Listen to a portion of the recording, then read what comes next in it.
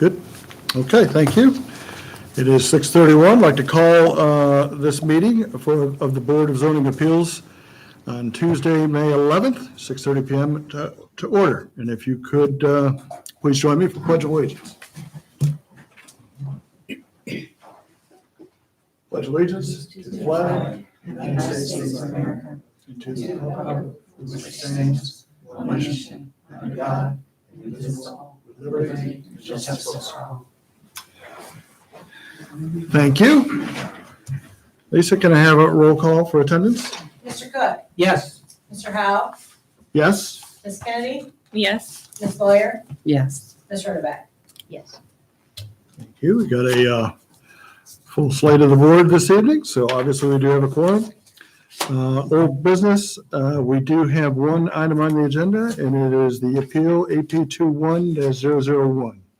And is Jack going ahead and getting that? He'll get this, but we probably removed from the table. Okay, I need a motion to remove this from the table. I move we remove the TS Tech Corporation report from the table. I have a motion and a second. Second. Motion and a second. Any discussion? Hearing none, can I have a roll, please? Mr. Howe? Yes. Ms. Lawyer? Yes. Mr. Cook? Yes. Ms. Rotoback? Yes. Ms. Kennedy? Yes. Thank you. Then it is officially removed from the table and back in front of us. I'd like to go ahead. We do have everyone here that's on TS Tech side. Yes. Okay, perfect. Then let's go ahead and have the staff presentation. All right, so quick recap. Property in question, excuse me, here is outlined in yellow. This is the cross-dock facility. This is the driveway that's currently emergency access only. TS Tech is located to the west in Franklin County. Taylor Road runs north to south over here. So in 2016, the driveway permit for the emergency access was approved. Again, it was limited to emergency access. In 2019, a permit for the cross-dock facility was approved. Again, limited to emergency access. This year, a driveway permit was applied for to remove all emergency access conditions and allow it to be full access completely. This application was disapproved by the Planning and Zoning Department due to traffic and safety concerns, and this is what TS Tech is appealing this evening. Again, it was tabled previously to allow the city's traffic engineer to work with TS Tech's traffic engineer to review the traffic study. The traffic engineer has some findings. These are summarized on PowerPoint. The full findings are in your staff report. Essentially, the existing access onto Broad is not handling traffic efficiently. He cites that signalized intersection provides best operation, is sized and configured correctly. This is in reference to the access point from TS Tech in Franklin County onto Broad Street.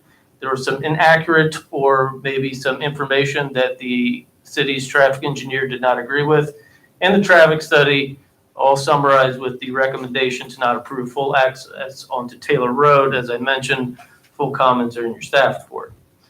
So conclusion, what we're here to discuss tonight is the request by TS Tech to remove all emergency access restrictions and make it completely full access. Staff concludes that the traffic study is incomplete and only considers outbound movements onto Taylor Road. This does not at all align with their request. They only show outbound traffic coming from the driveway onto Taylor Road. While it shows that and no improvements are necessary, this is not aligned with what they request. And again, the city traffic engineer recommended against allowing full access onto Taylor Road. Also, Mr. Scott Seaman is here with GPD Group. He's the gentleman that reviewed the traffic study. If there's any questions for him, he'd be happy to answer. Aside from that, happy to answer any questions. Okay, do we have any questions for staff? Not at this time. I'd like just a clarification on wording. I think I understand it, but I just want to be sure. But in the GPD Group report, there's references to the existing situation, the signalized intersection on Broad Street, and it mentions both the north and south side of Broad Street, and it mentions storage, 3 lanes with 500 feet storage. What is actually, can you define storage for me? I defer to Mr. Seaman on that. Okay. Should I swear Mr. Seaman in? Okay. Mr. Seaman, if you could step up to the podium, please. And if you don't mind, raise your right hand, looking at Lisa, she'll swear you in. Do you swear or affirm the testimony you're about to give us the truth, the whole truth, and nothing but the truth, so help you God? I do. Thank you. And for the record, Mr. Seaman, can you give us your name and address, please? Yep, Scott Seaman, 5449 Haverhill Drive, Dublin, Ohio, 43017. Thank you. Did you understand my question? I did. The storage is lanes of traffic or roadway lanes that can accommodate stop traffic. Mhm. And I was referring to the south side of the intersection on Broad Street for the limited property. They have 3 lanes for their northbound approach. Each one of those lanes is dedicated for left. I think it's left, right, or left, right. Anyway, it goes back 500 feet to the nearest intersection. So when their facility exits and they wait at a red light, there's 500 feet of car stacking in 3 lanes. So that's Per lane. 1,500 feet of storage. And And then on the compared north, to what was on the southbound approach on the other side. right, then on the north, the southbound approach or north side was 2 lanes of 300 feet, I think I read.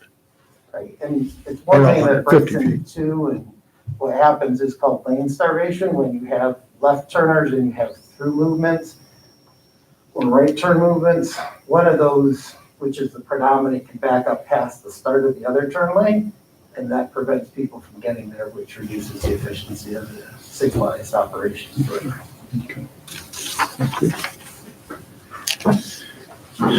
And I know this was kind of short notice to get this done. I appreciate you doing that. Did you get a chance to correspond with TS Tech on this at all? Yes, we talked. Okay, good. And any questions for Mr. Seaman?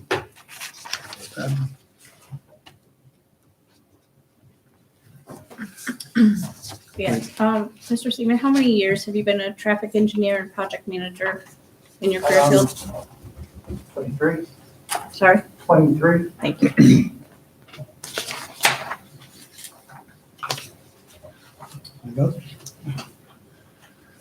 Okay, thank you, Mr. Seaman. Go ahead and sit down. We may call you back, I'm not sure. Any additional questions for staff?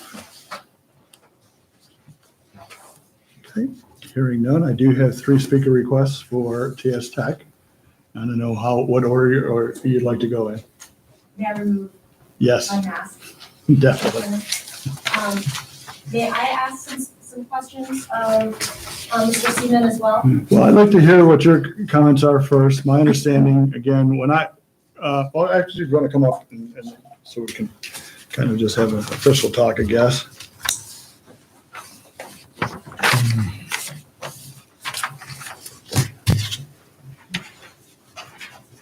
And go through the motions. You can raise your right hand. Do you swear or affirm the testimony you're about to give us the truth, the whole truth, and nothing but the truth, so help you God? I do. Thank you. And name and address, please. Darcy Howard Noe, 41 South High Street, Thank you. Columbus. When we left here a month ago, I had asked for us to have our engineers review that and then to correspond with and I think that our testimony today should be based on that correspondence. Those questions should have been resolved, I think, by this time, is my point. Well, I don't know if they have been, Mr. Chairman. So our initial comments are that, so our understanding at the conclusion of the last hearing was that the board had 2 primary concerns. And Mr. Haynes had said that all of his other concerns regarding TS Tech's application had been addressed at the prior hearing. The 2 outstanding concerns that you wanted Mr. Seaman to take a look at were first, whether or not the data provided with the study had supported its conclusions, particularly in regard to the gapping analysis. And the second was whether, if the Taylor Road Drive was open to full access, it was going to present a significant danger or an improvement to the traffic on Taylor Road. Neither of those points were addressed in Mr. Siemens' comments. I think my intention, and maybe I wasn't as clear, but was to review the report and give the feedback as they would in a typical situation. I had asked, in a typical situation, when you get the report like this, what do we do with it? And my response was it would go to our traffic engineer. I asked, and you granted, which I appreciate, so we didn't vote last month, if that was acceptable. I obviously could not find out exactly what questions or what things until I got his report. And that I was pretty clear on. I said we we're going to have the report ahead of the meeting so we could read it and understand it. I also requested that there was correspondence amongst the two so that this type of issues could be worked out. And I'm not sure, now my understanding from Mr. Seaman is there was correspondence. So was there or was there not? My understanding is that the correspondence did not occur until after the comments were already completed, despite our efforts. No, exactly. He was going to make reports given to you that you would be able to respond. Your report, he's responding based on your report, and then now vice versa. Yes, you're absolutely right. But nothing that was submitted there were no comments prior to the submission of the report. It was our understanding that there was going to be a joint comment submitted. Well, I apologize if you misunderstood that. I didn't think of it that way. I just thought that, once the questions arose or once the comments arose, that would create the questions, not ahead of time. There were no questions that were asked of TS Tech in the process of doing the review. All right, but that's what the correspondence afterwards was to do. If there was anything that would have But then changed there was that. nothing that was. So I'm comfortable with the report as it is. I'm comfortable now that there was correspondence. I ask you now, do you have any comments that's based on that? I do. Okay. Can I ask Mr. Seaman some questions, or would you like me to just? No, because again, that was what was supposed to happen before this meeting. Can I jump in? Yeah. Real quick, because I think the board should allow some limited questions from the applicant to Mr. Seaman. I mean, you can limit it, but I mean, I think if she does have some questions, she should be allowed to ask. Well, we're not set up for a back and forth amongst, the public, if you will, or the attendees and the testifier. Technically, he was a witness that presented the report, and she should be afforded at least some opportunity, if she has some questions, to ask him questions about that report. And the ability to do that ahead of time makes no difference in this case. Correct. I mean, you can limit it, so you have a whole agenda, as long as it's a reasonable time, I think you should be allowed to. I have a question. Yes. You did receive the same report that We did. we're seeing, so you've already done that and you've already spoken with and had correspondence with GPD. But you're saying you didn't have correspondence prior to his report? Prior to the submission. Correct. None prior to this submission? That is my understanding, correct? Understanding or fact? There was no correspondence prior to the submission. He's sworn in, we could ask him. Again, I don't see any reason why there should be. He made a report and then now, and they made a report. Both parties got to review the report, each other's report, and then they've had discussion after that. I'm not sure why, unless they were going to try to change the report, why I agree, there's not much why that we could be would have done. to do that before submission. That just doesn't make sense logically. I suppose I can open it up, but I don't want this to go into a 2-hour thing about, 17-minute gaps and all that. I understand that. Can I make several additional points then regarding his comments? Absolutely, that's what Okay. your testimony should be, I think. So as I said, the comments don't address the 2 points that specifically it was our understanding, the comments were asked to address, which was whether there was sufficient data to support the gapping analysis, and whether there was going to be a significant danger or an improvement to traffic conditions at the Taylor Road intersection. Based on our understanding, Mr. Seaman's review was conducted without adequate knowledge of the application itself, the intended usage, the conditions of the driveway, the facilities at the driveway, or the facilities on the Taylor Road property, or other stated concerns of the BZA. The comments posit that improving the signalized intersection of Broad Street and TS Tech Drive would be preferable to simply lifting the restrictions, which is the request here, lifting the restrictions on the Taylor Road driveway. However, that has already been attempted, and improving the Broad Street intersection, as he describes, is not possible because the Licking County water pump station is located adjacent to the private drive and would require relocation of the pump station in order to expand the right turn lane. Expanding the drive to the east would cause disruption to traffic patterns to the south, which would involve yet another property owner, Victoria's Secret, and another city, Reynoldsburg. So this has been attempted before, and proposed improvements were reviewed by Franklin County and Columbus and were deemed to not be feasible. Mr. Seaman also objects that it does not make sense to bring traffic from a site adjacent in an adjacent county into the city of Pataskala when there's a signalized intersection on Broad Street that they can adequately serve those needs. But as we've discussed before, there is a facility, the cross-dock facility, that is in the city of Pataskala and in Licking County, and which is currently having to leave Licking County, and the traffic from that facility is currently having to leave Licking County and go into Franklin County in order to leave the property and have to use that already busy intersection. The review seems to ignore the fact that the intended use does not divert all traffic to Taylor Road, just the commuter traffic, and that those commuters are already traveling north on Taylor Road. And the fact that this was going to decrease traffic at Taylor Road and Broad Street.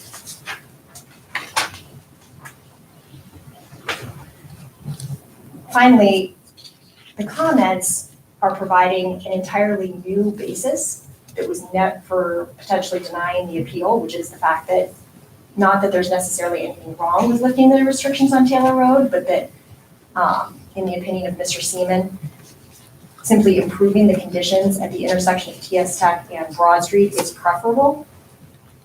This was never a listed reason or a named reason for denying the permit to begin with, and would provide and therefore shouldn't be considered by the board in considering this appeal.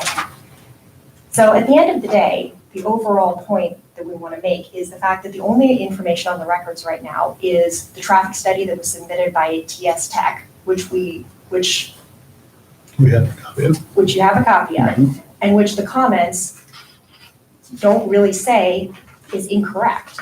There's nothing in there saying that is incorrect or inaccurate in any way. And so for that reason, that should be the basis upon which the driveway should be. Any Any other? further questions?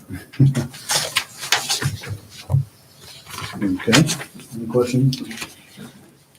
I'm gonna struggle this. Galladari? Caledonia, Hollandoni, I'm sorry. Yeah. Darcy's a lot easier. yes, that's, Any questions? No. Hearing none Has then? there been any accident reports in the intersection, or is it just a time delay? What are the concerns? you mean in the Taylor Road intersection? Either one. Well, the Taylor Road intersection is the Taylor Road driveway is currently emergency access only. So to my knowledge, no, there's none there. But the intersection of TS Tech Drive, or sorry, the intersection of Taylor Road and Broad Street, I'm double checking on this, is, correct me if I'm wrong, considered to be one of the most dangerous intersections in Ohio, correct? Well, yes. Yeah, yeah. But do you have statistics, like how many a day, a week, a month?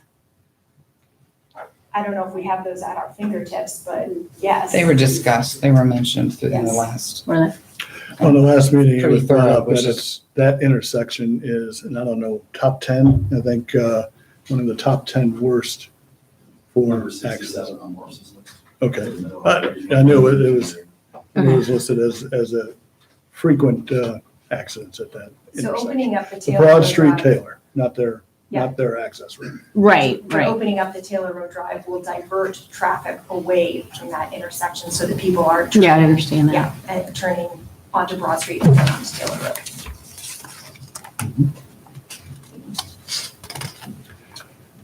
Now, last week I had asked if, one of the concerns that you had of not being able to utilize that as a, in and out, was the team member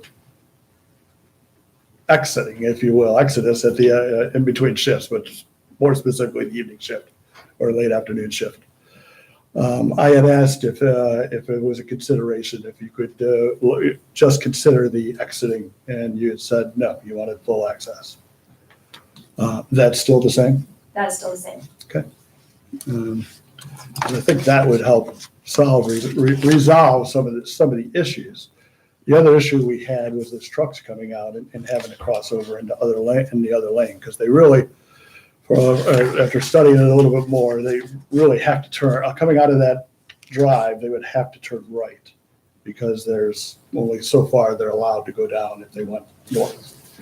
And because of that, they basically have to go and cross over into the other lane, and that's still a concern. But that again is where that gapping analysis comes in, and the fact that there will be enough time on average for them to be able to make those wide turns. Understand that's, okay, thank you. Other thoughts, comments from you? Thoughts. That's always, thoughts is the good question. Is actually, the gentleman from GPD did mention the definition storage. And that was a definition that we were not aware of prior, but which is why we contacted them for their professional opinion. And they've stated clearly and documented that it would actually back up traffic because there's already an issue at Broad and Taylor.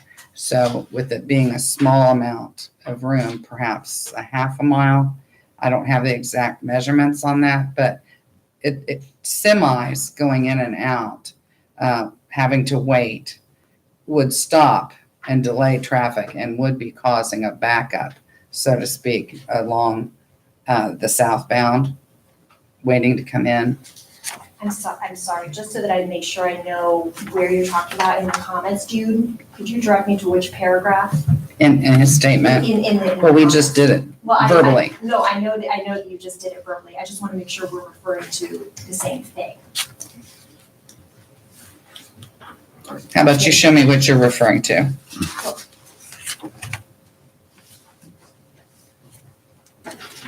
Well, that's what I was confused about, because he was referring to, I believe, and correct me if I'm wrong, the intersection of TS Tech Drive and Broad Street. That's where that backup is, not on Taylor Road. And that's I understand. The theory is the same, though, that it would cause, I'm just saying this myself, that it would have the same effect of the backup. It would back up traffic. It would be a danger and hazardous. You mean if the trucks were leaving out of Taylor Road? If we grant you full access, which based on what we've been given, I mean, it would be a harm to the community. It would back up traffic in Pataskala. It would not be a good thing for us. Well, we've Potential. got so there's the traffic study from TS Tech, which demonstrates that it will not degrade traffic operations. I just think we're getting mired on repetitive details that are going nowhere when we've listened and we've heard, and you've done a very good job of presenting everything and answering questions. Mr. Haynes' questions were met. They were met, and so that we asked GDPN to summarize this and to work with you. You started out, what was the question that you wanted to ask GDP that you did not get to ask? Well, I mean, there were a series of them. Well, like we said, we don't want it to go into another 2-hour thing. This is pretty cut and dry since I've been here, even in the last 3 times before council. Not council, but the board, sorry. But I'd ask the chair if you want to give her 1 or 2 questions to satisfy her that she may have. We can still do that. Or am I jumping ahead of you? I'm sorry. I'm going to just kind of jump in here, but talking about, or you came back on a rebuttal on the Broad Street intersection, Broad Street and TS Tech And Drive. TS Tech Drive, Okay, yes. it is Which is TS, where okay. which is currently where all the traffic from Right. both TS Tech And facilities. you mentioned that you had put in some recommendations or proposals to do certain changes to lanes or various things, and for whatever reasons, they were not. I didn't see any proposals at all to Taylor Road, and I guess that the main concern I have is we're dumping anywheres from, I don't know, 10 to a couple hundred cars onto that road, shutting down traffic on other directions in a peak time for other places, such as the big limited across the street letting out. So there is traffic going on at that time. It seems to me if there was a light there, turning lanes, or again, I'm not a traffic expert, but it seems to be if there was some kind of upgrading of that intersection, it would solve all the problems. Yet you determined not to make any of those suggestions or recommendations. I'm just curious why you would on one and not on the other. Well, there's significantly greater traffic coming out on the on TS Tech Drive But because with full access, we don't know how much traffic. I mean, you could put a team member edict the next day, all traffic has to go out there. Full access, we'd have no control over that. I'm not saying you would, not saying you wouldn't, but we don't know that, and that would be an opportunity. So, and some people might think, oh, I'm not going to sit in that line. I'm going to go and I'm going to turn right out of there. So now you're doubling the amount of traffic that backs up into that storage or that type of thing. It's just opening it wide up with no restrictions at all. And if, in my mind, if there was a light there, it would probably solve a lot of problems. I'm guessing that, whatever requirements had to make, to put something like that up. I don't know that. But it's just surprising me that you want full access to have whatever you want to dump on that road, take away the northbound traffic anytime a truck comes out, and not have any recommendation at all for maybe adding a turn lane so they didn't have to go over, maybe a blinking light. Again, I don't know, but nothing. It's just do it. And Is that what you're is saying. largely because there won't be any anticipated increase in traffic along Taylor Road. Everyone that we anticipate traveling along Taylor Road is already traveling on Taylor Road at that time of day. In fact, there will be a decrease to the south because currently all of those people are going out through that intersection of TS Tech Drive and Broad Street, turning left, and then turning onto Broad Street and then Left on turning Broad, onto left on Taylor Road. Taylor, yeah. So there's no increase in traffic there. Those commuters are. But that would be assuming that just those cars that are going north on Taylor would use that. And that I think is not a good assumption. I don't think it's a good assumption. Yeah, I mean, Alan, and what about foot traffic? I mean, those are neighborhoods with kids. And there's a lot of, and I drive in that area. Right now, I'm very uncomfortable to be on that road at certain times of the day. And I agree, having a semi that's turning into the opposite lane. I mean, I have a 25-foot trailer, even that trailer, sometimes you have to do that. And with that amount of traffic, I have a tendency to worry about the safety. There's no sidewalks. There's nowhere to go on that road. There's trees and houses on both sides. So I really think as the city of Pataskala, we need to look at that as safety, not only for the community, but for the company itself. I mean, I stoplights and sidewalks are something that bring a community together, and it's for safety. think we're just opening it up for wide open, and whatever you want to do there is irresponsible on our part. And you say that it would only be those cars going north, but you would have no way to guarantee that or even promise that. And anybody that's sitting in line to go onto Broad Street at 4, 5, or whatever time would have the option of going there and maybe cut the corner, and which I would do. If it meant sitting or driving, I think I would say I'm going to go that way, and that's just an extra turn, maybe two.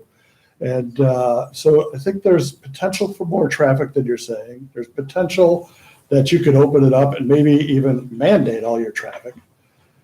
And the other thing about the cross dock, I don't know if it was in the report or in the testimony, but I remember going over at one point that there was an option that if you could use that drive to access the cross dock, just that you would have to move your gate up closer to the whatever the other name of the other building is, I don't know, the big building. And but you didn't want that. You wanted full access for everything. So you could have access to the cross dock, and that would limit the amount of cars that would be able to go in and out of that road. May I bring up Aaron Wiggins of TS Tech? Sure. Chairperson? Yeah, just I'd like to comment. And Aaron, if you do that, thanks. Do you swear or affirm the testimony you're about to give is the truth, the whole truth, and nothing but the truth, so help you God? I do. Thank you. Aaron Okay. Wiggins, 8458 East Broad Street, Reynoldsburg. Thank you. Real quick, sort of answer your question. We did propose to Pataskala that we would be willing to look at any of the other options, like hiring a police presence, putting a light in there, whatever we need to do. In fact, at one point, Alan and I were working on a 6-month, this is when we were talking to the street committee 2.5 years ago, that what if we just opened it up for 6 months on a trial basis to see what would happen, and if we needed to make improvements, we would agree to work with the city on what would happen on that basis. So I just didn't want you to leave thinking that TS Tech has never, ever offered to do anything. And one of the differences is we looked at changing the TS Tech drive, not to change Broad Street. I mean, the city of Reynoldsburg would have to change Broad Street. Yeah. So we were looking at changing the TS Tech drive. We did change the drive on the Taylor Road, right? We paved it, which my understanding is Mr. Seaman believed that it was a gravel road still when he did his report. It's a 3-lane paved road now. So we did do that. We did make improvements to that road so that trucks could swing out and turn and avoid, like you were saying, ma'am, going into the other lane as much as possible. We don't want that to happen. And we're citizens of the city as well. We don't want anybody to get hurt. We actually have the exact same concerns right now because what's going up on TS Tech Drive is family buildings. And so the more trucks that we have going down TS Tech Drive, there's also going to be kids there too. So we're trying to find where we can get out the best way without impacting citizens as much as possible. So I 100% understand that. But I didn't want you to leave with the impression that we've never offered to help at all with the Taylor Road intersection. And I appreciate that, but what's before us has no recommendation for any other possibility. Because of the And task when I force brought up I was other gonna say, possibilities, it was shut down. I mean, a wall went right up. You shut it right down last time. So I agree, you did a great job on that driveway. It seems like an awful waste with a gate on it. I've driven in it, and I understand. And that will help on your property with the swing of the trucks. It won't help on the crossing out and shutting down the other lanes. It will, sir. Which one you mean when they're leaving, when the trucks are leaving? When the trucks pull out of the drive, and that traffic study that you did showed that they have to go into the other lane to make the turn. And my understanding, not to speak for Mr. Bush, but that was the most conservative, and that most trucks actually would be able to swing out and not go into the northbound lane on Taylor Road. But that there may be occasional times where they would have to do that for sure. Well, again, I remember that discussion, and that was one of our concerns. And I do think if there's something that could be done with Taylor Road, I live on a busy road, and a development went across the street. But before the development come in, they had to put a turning lane in, and it made all the difference. Now the cars that are still going 50, 60 miles an hour can go by it and not pile up in a wreck. And there was no proposals for any of that, and I'm concerned that by opening up no restrictions, which you told us you can't have any, then we have no control, and you could be dumping literally hundreds of cars onto that at any given time, and I'm not comfortable with that. Sir, if I may, I would advise, just one more point about, about working with the city and not proposing anything. Yeah. If you have in the application after the last, or in the notice of appeal, after the last time that we were here, Mr. Wiggins did make numerous attempts to correspond with and communicate with the city about how to come up with something and come up with a proposal that would work. And they told us to go ahead and submit the application as is. And so that is why we are here at this point in time. Good, yeah, Scott? We did end up meeting with TS Tech, but it got to the point that there was no proposal. Where in the code do I have to do this? Where in the code does it say to do this? There was no proposal during our meeting to say this is what we're looking to do. That being said, we're rehashing all this old stuff tonight. All we're looking at is based upon their application. That was denied. Based upon that traffic study, should this be full access and emergency removed? That's our question. Instead of rehashing things from years ago, this is what we're here to discuss. I agree. I agree. No question Go to ahead. you, Scott, to Scott. Well, let's May- finish up with okay. everyone that's here. I'm It's sorry. uncomfortable to just be standing there. Any other questions for Darcy Darcy, Mr. Wiggins. and Mr. Wiggins? Aaron's fine. Thank you. Darcy and Aaron, any other questions? None. Okay, we may call you back up, but we could have, thank you. All right, now you have a question for Scott. Yeah. Is there any conditional, is there anything in the code that would allow us to have conditional use or have any kind of future Well, control? before we get too far, I'm just, what we're voting on is very specific. Now, we can sit here and make suggestions and stuff, but has nothing to do with what we're really voting. Yeah. I Now, understand. there are avenues, if we turn this down, that maybe a different proposal could come back. But that's totally, Okay. it may not even come in front of us. Like just Okay. planning and zoning, if that was the case. So at what point in time would we do discussion during, like, after our vote, discussing, or is that anything that we need to even talk about? Because we have a very specific agenda description of the request. Right. I don't want to fall outside of what we're supposed to be doing, but we do want to support corporations in the city of Pataskala. I agree. If we can help be the bridge to help you to improve your business and improve your overall goals with the business, maybe that's what we need to do. But I need to know legally where in this meeting that we could do some kind of discussion like that. Because we don't get We many. can have any discussion we really want, but it's not pertinent to anything we're Okay. supposed to be discussing. Okay, And really what we have to decide. okay, And I think, I do agree with you. I think we want to be business friendly and, I can empathize. I mentioned about me sitting in that traffic wanting to go out and take the shortcut. right. They got a lot more than just me pulling out of there at that time. They got a lot of, it's a big It operation. is, yes. But there's no other proposal or nothing else for us to really consider. It's either, should we, how do we put it here? The zoning department denied them to use the driveway for anything but emergency. Right, They're appealing that. And we have to either support the appeal Right. and waive it, if you will, or support the zoning department's decision to deny full access at this time. And that's really the only thing we're supposed to be discussing. We've gone through quite a bit.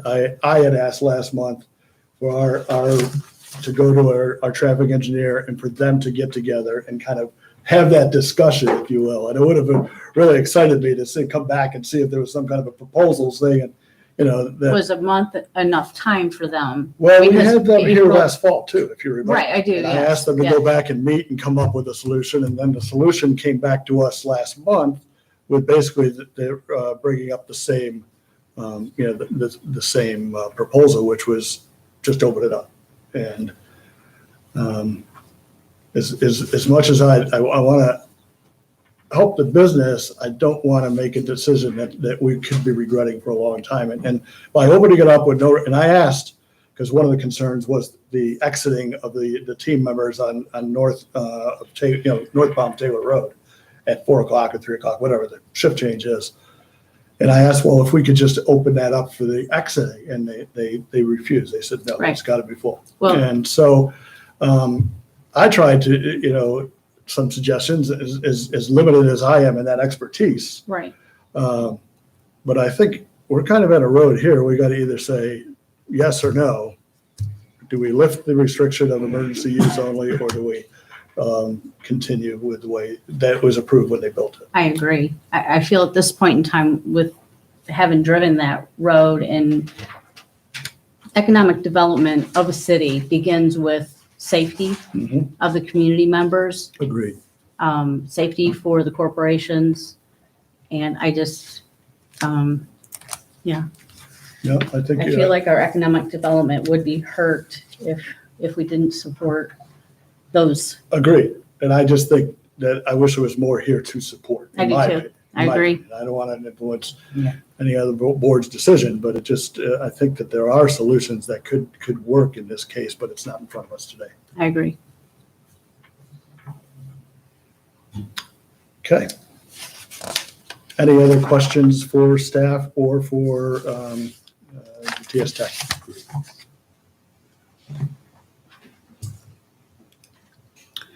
Hearing none, I'd like to go ahead and make a motion then. There is no findings of fact on this one, right? There will be. Oh, no, I'm sorry, I was confused. You'll have a written decision, there's no finding of fact. Okay, yeah. Okay. I move to approve the applicant's appeal pursuant to section 1211.03 of the Pataskala Code, because the planning and zoning department should have approved the driveway permit application, removing these restrictions for emergency access only. So we have a motion on the table. Can I have a second? A second? Thank you. We got a motion and a second. Do we have any additional discussion? Hearing none, can we have a roll? Ms. Rodenbeck? No. Mr. Howe? No. Ms. Kennedy? No. Ms. Lawyer? No. Mr. Cook? No, Thank you. The noes have it. I apologize that, we can't support you on that. I do believe that there are solutions that can be done, and I think there are avenues to have it done. And I hope that that it can work out and move forward with both the city and the corporation. Thank you for your time.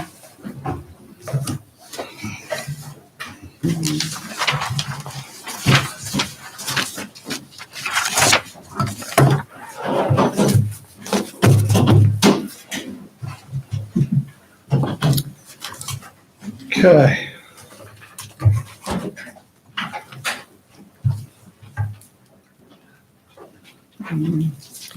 Next item on the agenda is variance application 21-017. Do we have any, I don't have any speaker requests on it. No, but we'll bring the applicants in. I'm sorry? The applicants will bring them All right, they're here. in. They are here. Okay, I just, like I said, I didn't have any requests on that.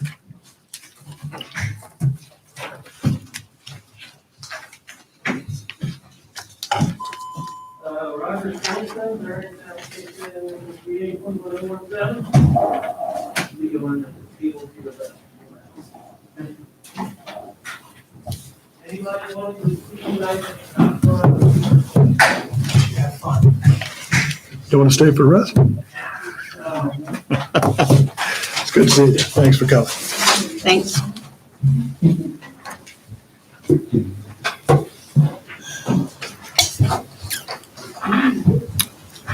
Jack, will you be doing the presentation on this? I will. Okay, then, looks like the Coulsons are in the room, so if you go ahead and give us your presentation. So the location of this one here is at 35 Broad Street in Summit Station. Acreage is 0.17. It's currently zoned R87 medium low density residential, and they're requesting approval of 2 variances from section 12.105B1 and from 12.2905C4. Allow for the construction of an accessory building that will exceed the maximum square footage allowable and be located in the front yard. So take a look here, parcel is outlined here in yellow. This is Broad Street to the south, not the big Broad Street. This is Little Broad Street in Summit Station. And you got Summit Street, or Summit Road over here, front, north, and south, and west. So again, 0.17 acres currently occupied by about a 1,100 square foot home. They're demolishing the existing garage.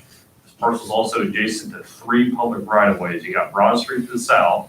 There's an unused alley to the north and an unused alleyway to the west. The applicant also owns the adjacent 2 lots to the east. And each lot's about 50 feet by 150 feet, and all of them are existing non-conforming with the zoning district. So the proposal is they'd like to construct a 768 square foot detached garage, about 2 feet from the west property line, 45 feet from the rear property line, and 26 feet from the east property line. So here's the proposal. Again, their lot, this single lot here is outlined in yellow. They'd like to put a new garage back here, 2 feet from the right of way. That's the alley here to the west, 46 from the rear alleyway to the north. Can you stand that picture for a minute? Yeah. Where is Broad Street? Broad Street would be down here to the south. Okay. Little Broad Street, though. Little Broad Street. Exactly, yeah. I wish it was called that. So- Street north of the railroad track. No, I know where it is with the drive there. I just couldn't place it on the picture. I was gonna say plane, trains, and trucks. So in the narrative statement that was submitted by the applicant, they say they believe there are some unique physical conditions that prohibit the property from being developed in strict forms of the code. They also believe that the character of the neighborhood will not be substantially altered or that the use or development of adjoining property will be altered. So here's the current conditions on the lot. So this is just a little bit off Broad Street looking north along that alleyway. You can see this concrete pad here where the old garage was and the dumpster full of what was the old garage. Is that the alleyway? This is On the the alleyway west side? right here on the west side, Okay. adjacent to the property. Gotcha. And here is looking from the alley to the east, across the property. The applicant also owns these adjacent parcels next door to the east. Here is looking from the east towards the west. You can see there's an existing garage here in the alleyway. And then here is looking from the north towards the south, towards Broad Street. Oh, excuse me. See Broad Street here, and then this whole area would be the public right of way with the existing garage foundation. So again, it's an existing non-conforming lot. Currently, it's about 50 by 150 or 0.17 acres. The R87 zoning district requires at least a minimum 200-foot width and a minimum 2 acres in size. The max size for accessory buildings on lots less than 2 acres is a little equation you do. So if you plug in the acreage they have, you get about 444 square feet. So the proposed variance is for an increase of 324 square feet, about 76%. Would note that the applicant does own the adjacent 2 lots to the east. So should those be replatted into 1 lot, the maximum size allowable will become 852. However, they would still need to receive a variance from the location of the garage due to proximity to the right of way. They'd also need to hire a surveyor to draw up a replat and go before the Planning and Zoning Commission for approval to combine those lots. So again, and then because this lot has frontage on multiple right-of-ways, they must meet the front building setback on all sides when you're adjacent to the right-of-way. In the R87 zoning district, this is 75 feet. Again, the lot's only 50 feet wide and 150 feet deep. So as proposed, they're going to be 2 feet from the west property line. That would be about a 73 feet reduction from the requirement and a 45 feet from the north property line, about a 30-foot reduction. Staff does not have any additional requirements or comments. We did not receive any other comments from any other departments or agencies in regards to this. Surrounding properties, they're all zoned R87. To the north, we have agricultural usage. To the east, they're currently undeveloped. To the south, there's a single-family home, and to the west, there's a single-family home. There are your findings of facts are also printed there in your staff report. Furthermore, in section 1211.072, other factors may be considered, including comments from city staff when determining if an area variance is warranted. The following from that section may be considered. That's 1221.072A. permit any yard or setback less than the yard or setback required by the applicable regulation. And should the commission choose to approve the applicant's request, following modifications may be considered. One, being the applicant shall obtain necessary permits from the city of Pataskala and Wisconsin County Building Department within 1 year of the date of approval. And two, the applicant shall not pay any public utilities because of approval. And if you have any questions, I'd be happy to answer. Can you go back a couple slides to that other section that you said we could consider, 121107? Yeah. So in 121107, Well, 1211. beyond the normal findings of fact, it lists some other, aspects that the board might consider. The only applicable one in that section that staff could find would be, it should be 121107 2A, to permit any yard or setback less than the yard or setback required by the applicable regulation. To permit any yard or setback less than the yard. Okay. So technically, the front yard, is that because there's an alley there? Yes, so anytime you're adjacent to a public right of way, any structure you put up has to meet the front yard setback from that right of way. And is that's, how much is that usually? Depending, it differs. for Depends on different the- zoning yeah. districts. For Okay. this one in particular, it's 75 feet. Oh, okay. So at this point, without a variance, there could be nothing built on that property. If it's, well, the lot's only 50 feet wide, so if Yeah. that'd be 75 feet from the west, not really. Is there anything about grandfathering in due to another structure being there or other structures that are similar? So the existing structure would have been grandfathered in, but anytime you modify it, expand it, or construct a new one, it has to be built to zoning. Current. And realistically, the two undeveloped lots on the east side, I guess, of it, that they also own, it would be difficult to build anything on them without some type of a variance. Because again, it's got.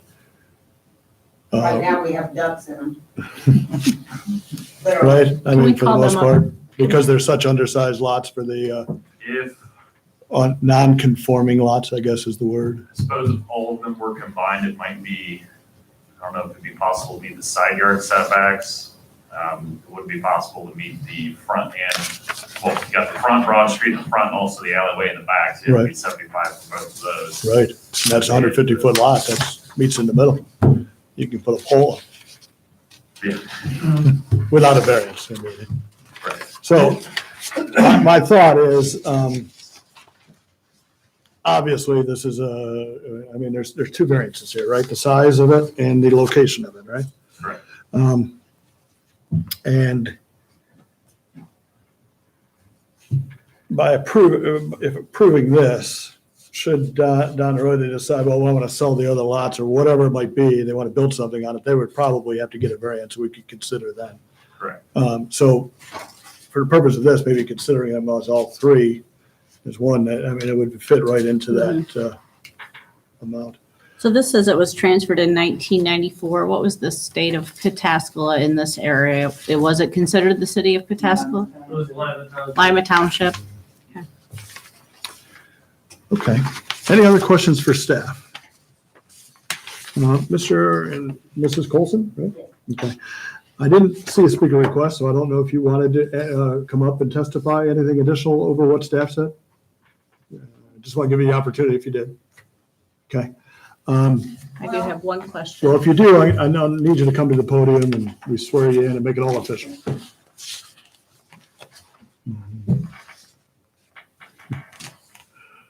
I'm fine without that. You're plenty far away. Okay. If you would like, before you talk, if you could raise your hand, look at Lisa, and she'll swear you in. Do you swear or affirm the testimony you're about to give is the truth, the whole truth, and nothing but the truth, so help you God? Yes, thank you. And now can I have you give your name and address, please? My name's Brenda Colson at 35 Broad Street Southwest, Pataskala, Ohio, 43062. Thank you.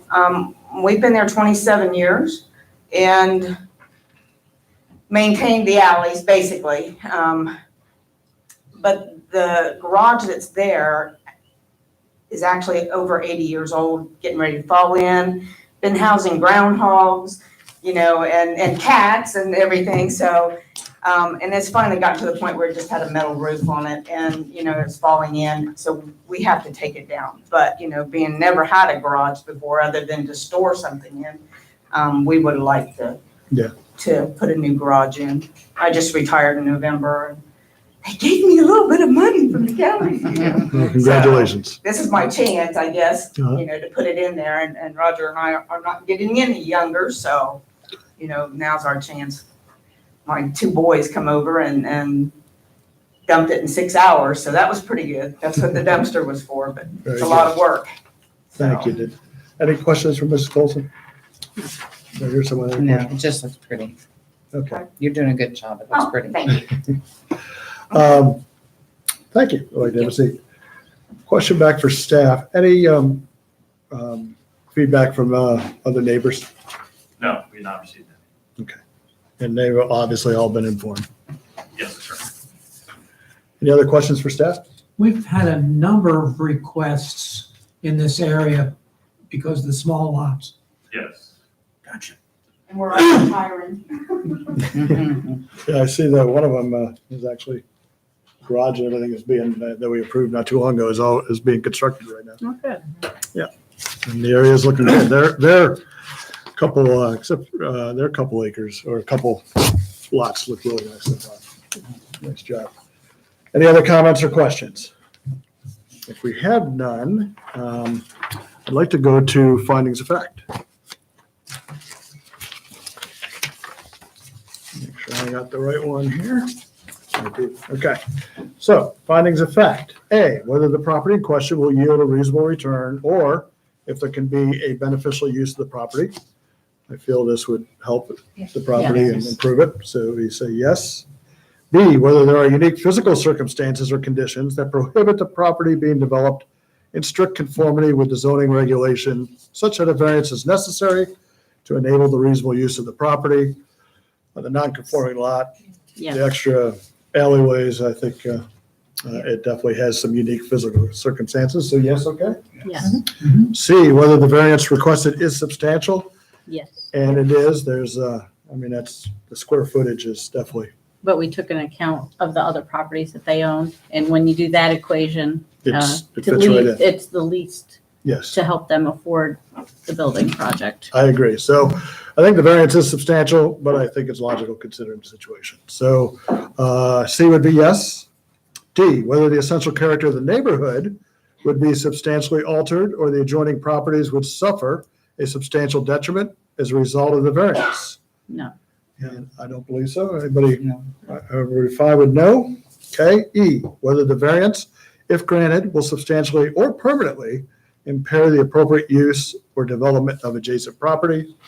Should have absolutely no effect on No. adjacent, so I'd say no on that.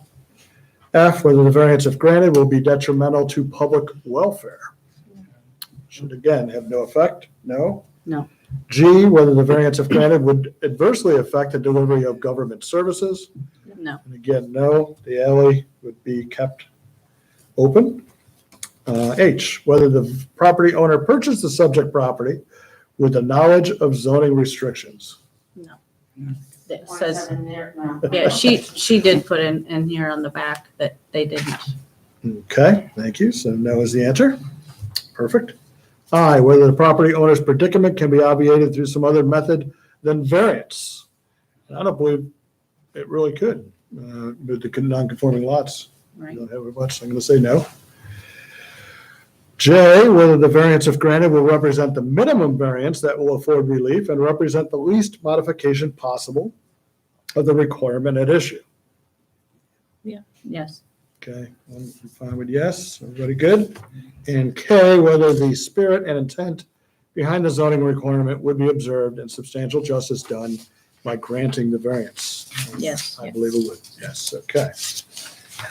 So these findings of fact, we have yes for A, B, C, J, and K, and then no for D, E, F, G, H, and for I. Findings of fact, can I get a motion? I move to approve variances from section 1221.05D1 and 1229.05C4 of Pataskala Code for variance application VA 21-017 with the following conditions. That the applicant shall obtain all necessary permits from the city of Pataskala and the Licking County Building Department within 1 year of the date of approval.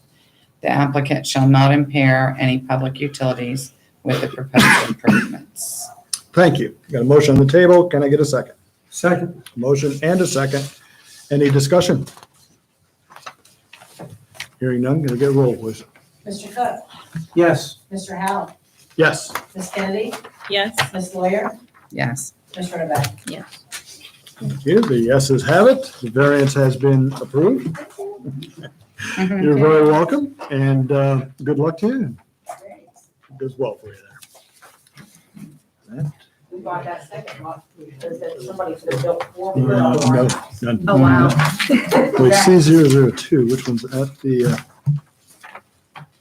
oh, okay, that's the street. Okay, before you, I'm just gonna grab a drink of water. Hold on.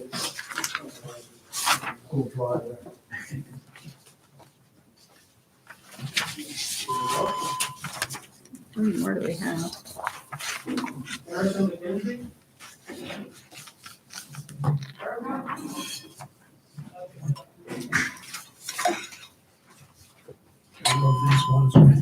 We'll plot it when Alan, can we do a bio break after this one? we're in township, and then we change the rules on I'm it. gonna do a Yeah, motion. I know, We yeah. can do a motion for it. Yeah, Okay. take a recess.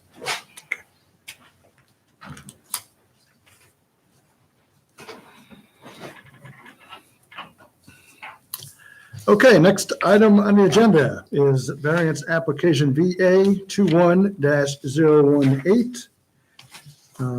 Erica McKenzie. And if we could go ahead, Jack, and give us a staff report. So location of this one was at 124 Lincoln Street, the old Pataskala Village, acreage is 0.16, currently zoned R7 Village Single Family Residential, and requesting approval of variance from section 1279.03A2 to allow for the construction of a fence that exceeds the maximum height when in the front yard. So if they look here, outlined in yellow is the parcel in question. You got Lincoln Street here to the south, and in this case, we also have right-of-ways adjacent. So this is a currently in-use alley over here to the west. There's actually a vacant alley running all the way east-west on the north. So it's currently occupied by about a 1,400 square foot home, a little bit over 1,000 square feet accessory building. Again, it's adjacent to 3 right-of-ways, Lincoln Street on the south, there's an unused alley to the north and a gravel alley to the west. The proposal is they'd like to construct a 6-foot tall wood privacy fence along the west and north property lines connecting to the house and the accessory building. Here's the site plan that was included by the applicant in the proposal. So you'd like to come a little bit off the house here and straight back, then across over to the accessory building, and also make a little connecting section here between the house and the garage. So in the narrative statement that was submitted by the applicant, they stated that the purpose of the fence height was because the dogs could easily jump a 4-foot high fence. They also believe the character of the neighborhood would not be substantially altered or that adjoining properties would suffer a detriment. They also believe that the requested variance is not substantial.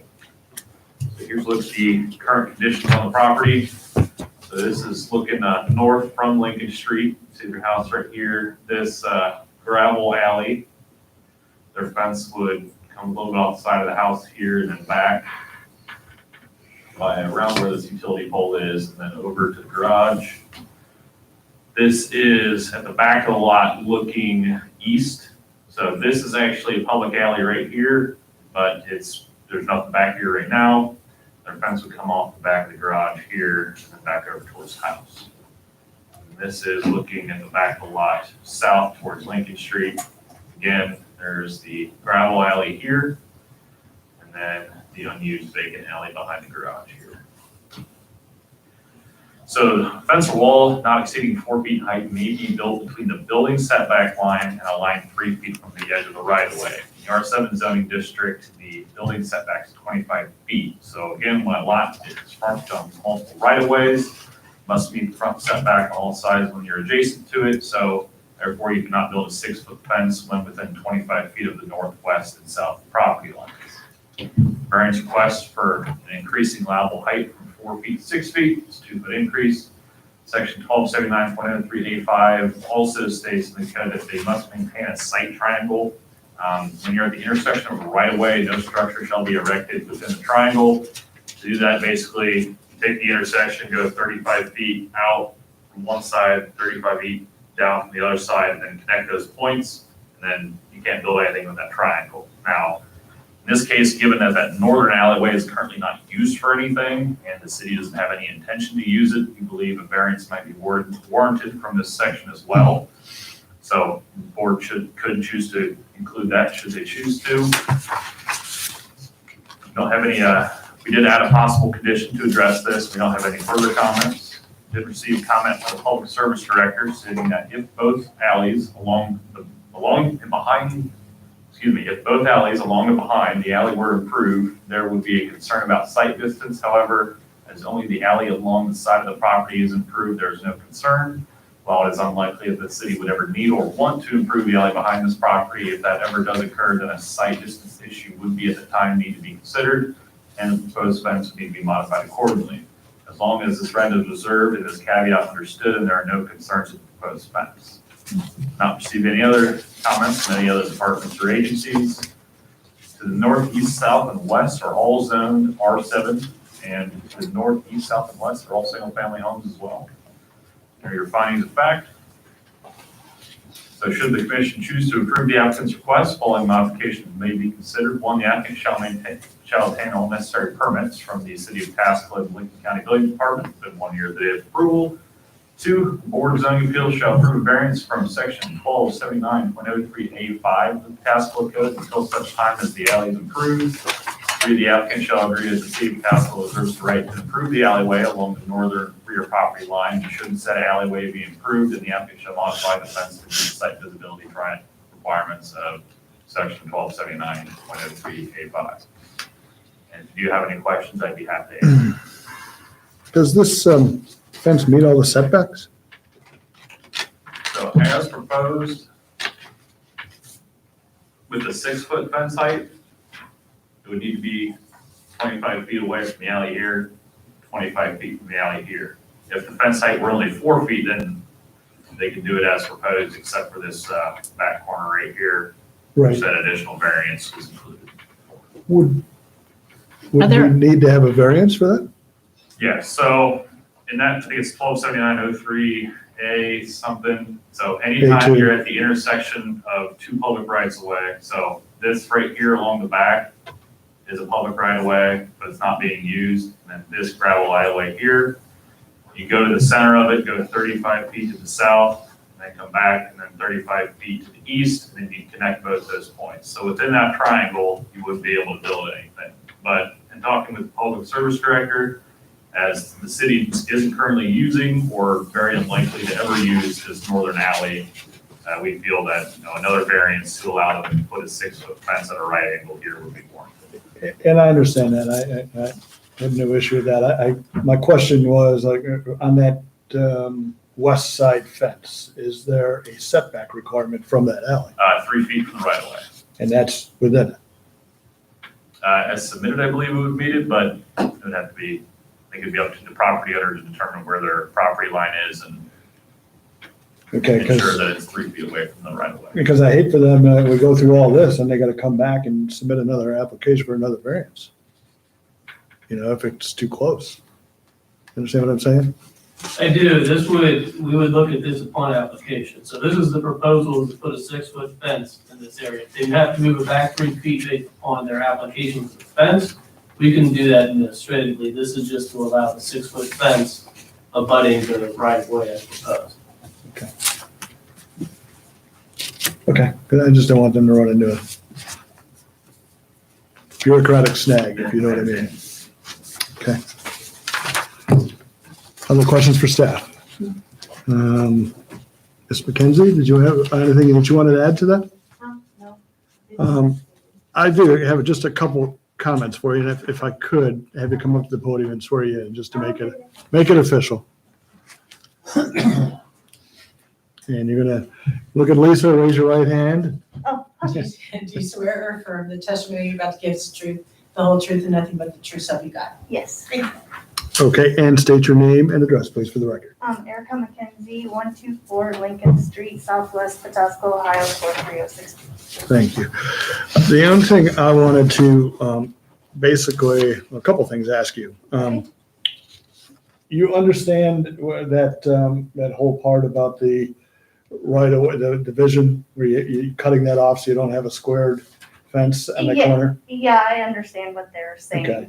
And it looks obvious, and it sounds like the building, the building or the city officials don't think that that's ever going to be developed, that little. Well, there was a shed there when I moved in, What? and we tore the shed No, down. I'm thinking so- more for your,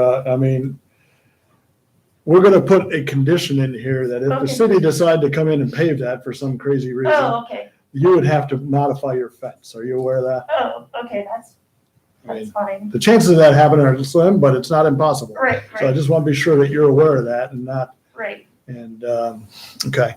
And then, how long have you had the property?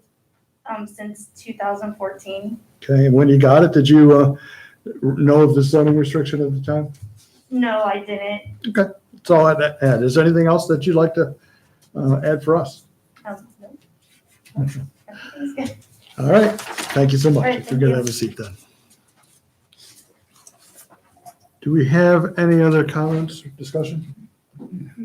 Hearing none, I'll go to findings of fact for VA 21-018. A, whether the property in question will yield a reasonable return or if there can be a beneficial use of the property. I believe there would be. Okay with yes? B, whether there are unique physical circumstances or conditions that prohibit the property being developed in strict conformity with the zoning regulation, Yes. such that a variance is necessary to enable the reasonable use of the property. Saying yes, what is that physical circumstance? I don't The think- alleyway. The alleyway would, for the The right conditions, of way. okay. I'm Yeah, fine with because that. it's front yard, it's considered front yard. for Yeah, both. all the way around, okay. Right. But they So, could build a 4 foot. right, but they would still have to get the variance for that corner. Right. So, okay, so we'll say yes on that. C, whether the variance requested is substantial. It's 50%.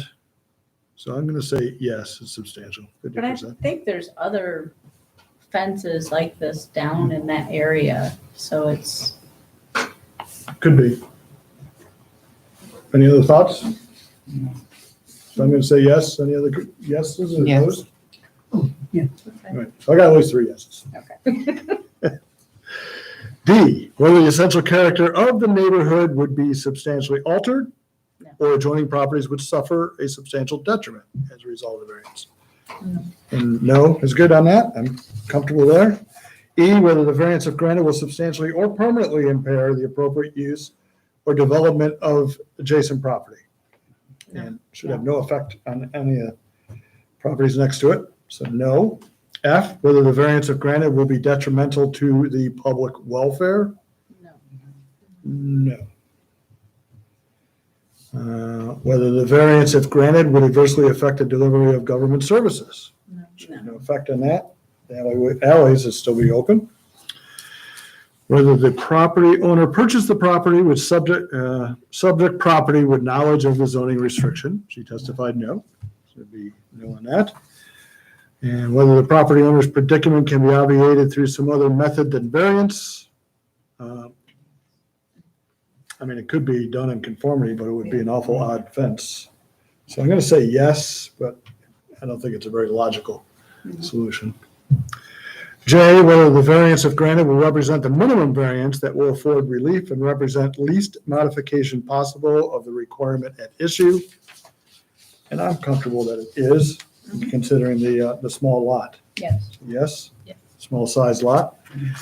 Whether the spirit and intent behind the zoning requirement would be observed and substantial justice done by granting the variance. Yes. Comfortable with yes. Okay, so for this VA 21-018, we have yes for A, B, C, I, J, and K. We have no for D, E, F, G, and H.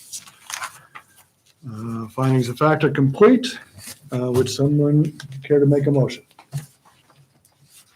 I move to approve a variance from section 1279.03A1 of the Pataskala Code for variance application EA-21-018 with the following conditions.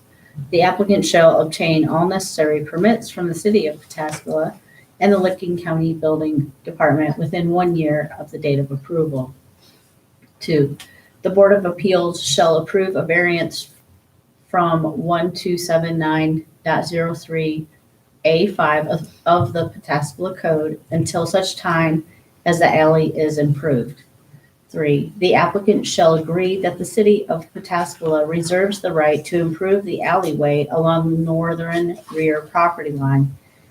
And should said alleyway be improved, then the applicant shall modify the fence to meet the site triangular measure requirements of 1279.03A5.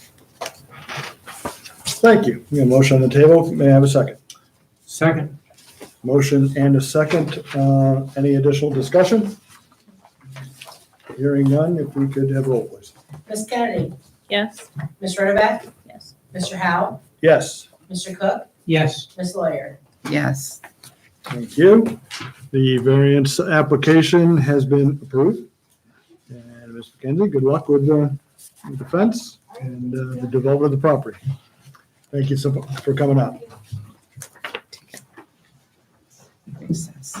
I'm going to make a motion to take an 8-9 minute break until, what is that, 7:55. So motion on the table. Can I have a second? Second. Motion and a second. Discussion? Roll, please. Mr. Cook, Yes. Ms. Rotovak, Yes. Mr. Howe, Yes, Ms. Kennedy, Yes. Ms. Lawyer. Yes. thank you. We'll reconvene at 7:55.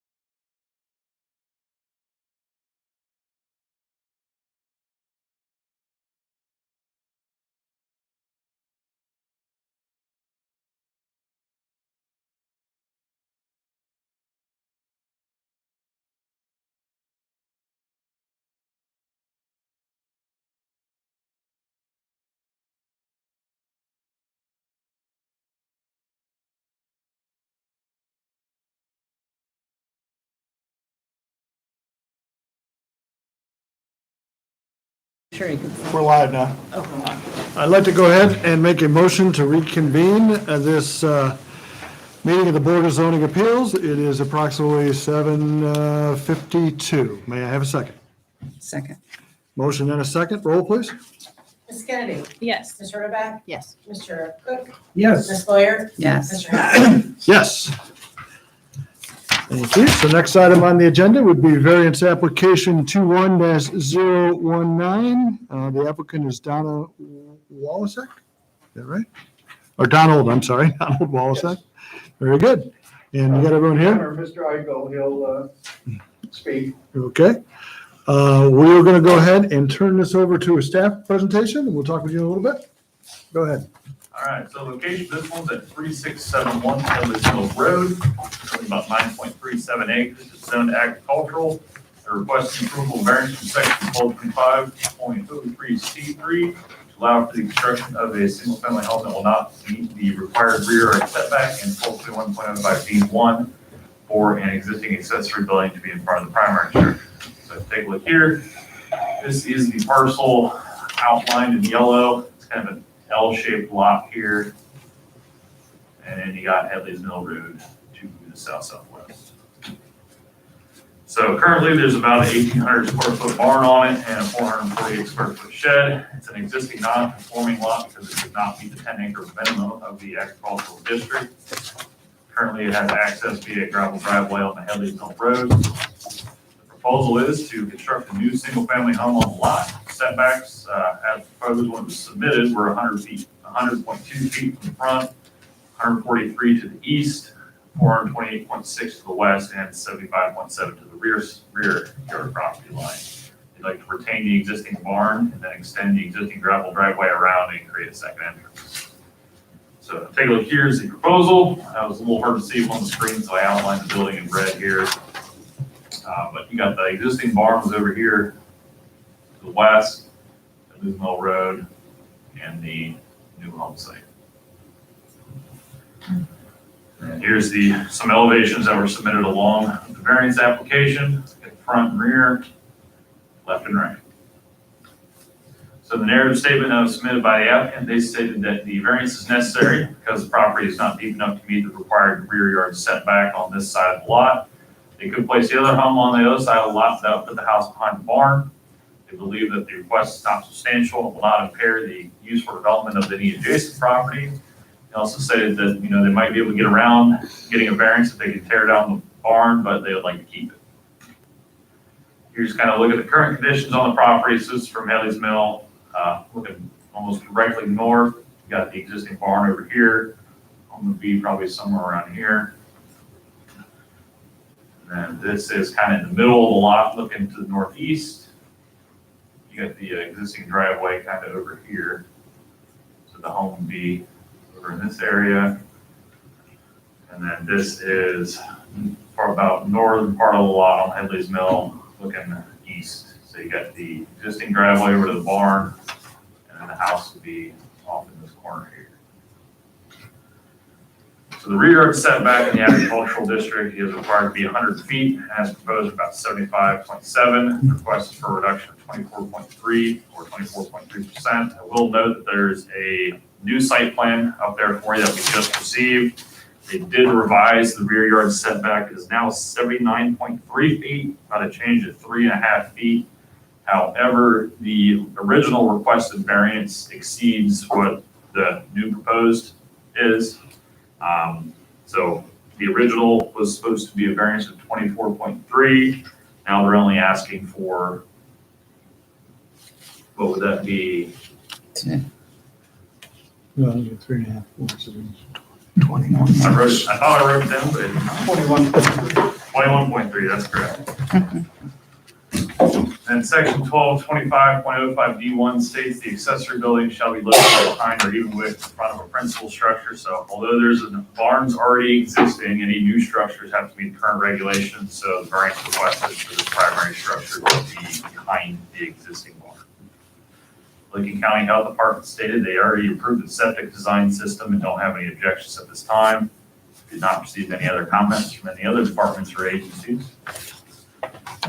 We did receive one public comment from the Schulers at 365 Headley's Mill Road. They're the property that's directly south on Headley's Mill on the north side of the road. They said they didn't have any concerns with the proposal.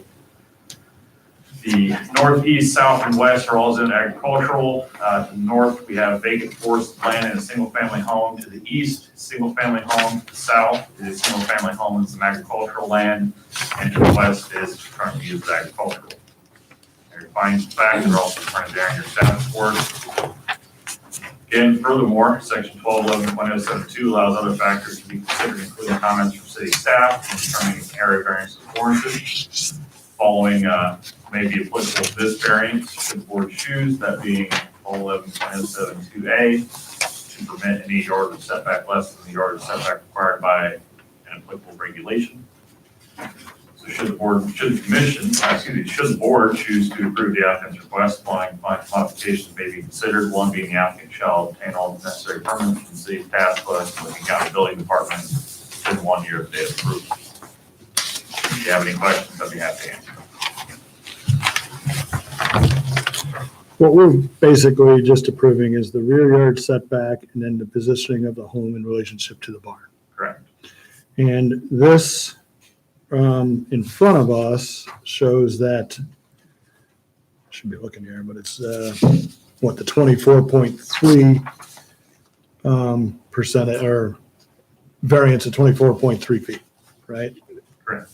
And this is not really in our proposal, but should he build to this spec, it would be, if we approve this, it would be within it. If you approve the original variance, what's been recently proposed would still fit within that. And this would still be applicable, but That's we don't really need to go changing numbers for the purpose of all this. Okay. Then I don't have any other questions. Any other I don't have questions any for other staff? questions, no. Okay, Mr. Walasek, or anyone, does anyone, would the applicant would like to do some testimony? It's up to you. Nothing further to add, they covered you okay? Helen, we just have one question. Okay, I do have one question, and I don't even think I need to swear you in, but were you aware of this, this variance, the zoning restriction when you purchased the property? No. No. Perfect, that's all I need. Thank you.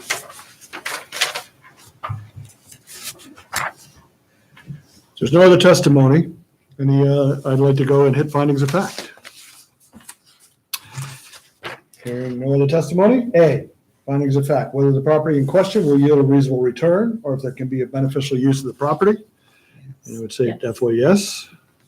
Yes. B, whether there are unique physical circumstances or conditions that prohibit the property being developed in strict conformity with the zoning regulations such that a variance is necessary to enable the reasonable use of the property. Yes. Yeah. I can Yes. say yes because of the misshapen or odd-shaped lot. Right? Right.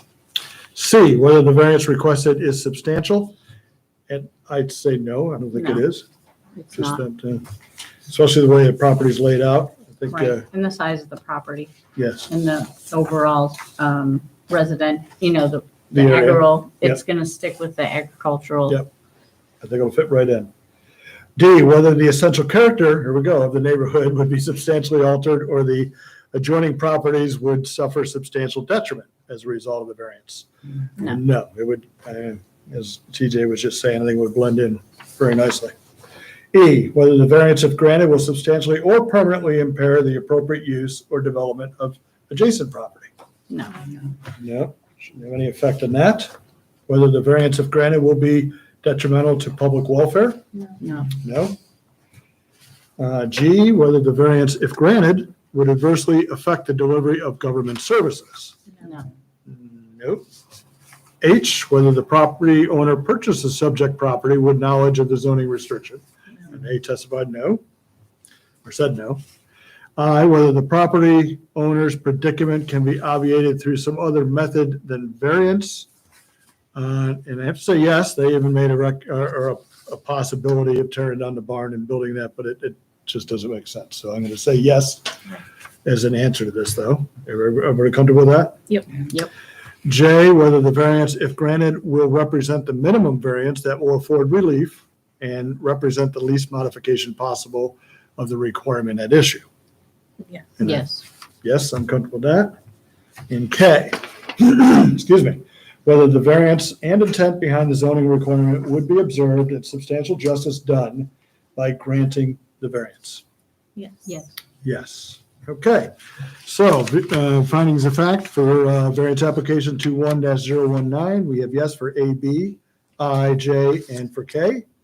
And we have no for C, D, E, F, G, and for H. And that findings of fact, can I have someone make a motion? I move to approve variances from section 1225.05C3 and section 1221.05D1 of the Pataskala Code for variance application VA-21-019 with the following conditions.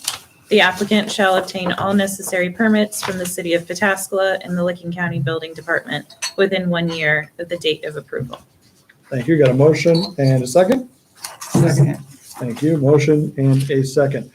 Any discussion? Just one question for staff I forgot to ask. You mentioned, I think this was the Schulers made a comment. Was there any other citizens that made any comments? No. Okay, perfect.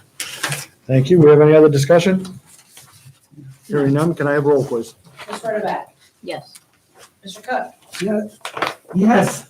Mr. Howe? Yes? Ms. Kennedy? Yes. Ms. Lawyer? Yes. Thank you. Yeses have it. The variance application 21-019 has been approved. And good luck with the new home. Thank you. And thanks for coming out this evening. Thanks for your patience.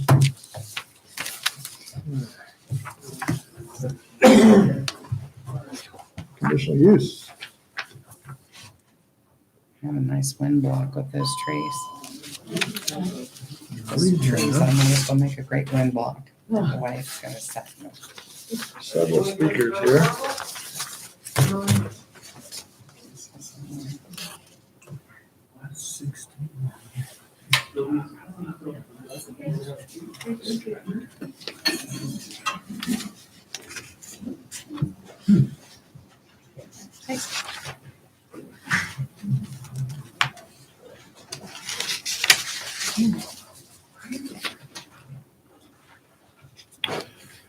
Okay, moving in, and if on the table now is conditional use application 21-001. Staff report, please.